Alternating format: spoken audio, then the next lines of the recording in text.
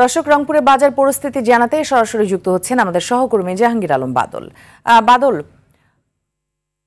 ভোজ্য তেলের দাম বাড়ানোর সিদ্ধান্তের প্রভাব কেমন পড়েছে বাজারের সার্বিক পরিস্থিতি আমাদের জানাবেন।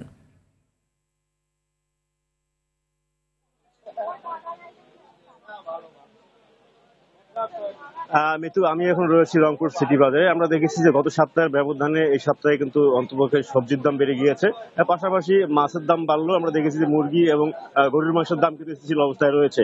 আমরা যদি আপনাদেরকে একটু দেখাই আজকে বাজারের অবস্থা, কিন্তু আজকে সর্বোচ্চ রংপুরে আমরা দেখেছি যে কাঁচামরিচের দাম কিন্তু অনেক বেশি, পাশাপাশি বিভিন্ন সবজির দামও কিন্তু অনেক বেড়ে গিয়েছে। আমরা দেখেছি যে আজকে আলু বিক্রি হচ্ছে রংপুরে 20 থেকে 25 টাকা কেজিতে, এবং পেঁয়াজ বিক্রি হচ্ছে 65 থেকে 70 টাকা কেজিতে। পাশাপাশি যদি এখানে মরিচ বলি, মরিচ 160 থেকে 80 টাকা বিক্রি হচ্ছে আজকের বাজারে।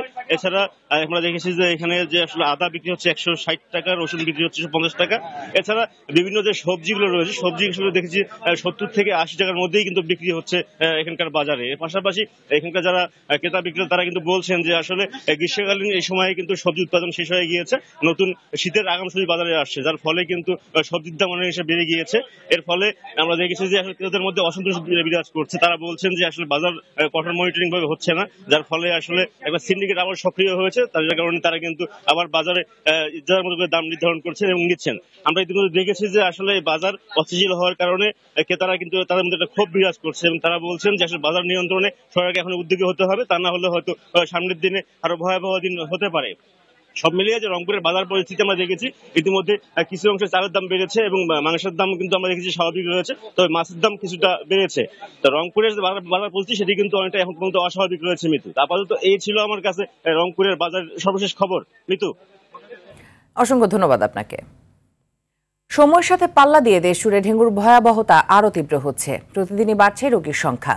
এমন পরিস্থিতিতে হিমশিম খাচ্ছেন চিকিৎসক ও স্বাস্থ্যকর্মীরা। বৃহস্পতিবার পর্যন্ত চলতি বছরে ডেঙ্গুতে মৃতের সংখ্যা দাঁড়িয়েছে 188 জনে।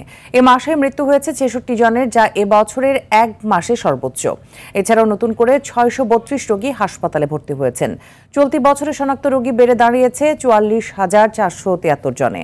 চিকিৎসকরা বলছেন এখন ডেঙ্গুর পিক টাইম চলছে, তাই জ্বর হলেই ঘরে বসে না থেকে ডাক্তারের শরণাপন্ন হবার পরামর্শ নিতে হবে।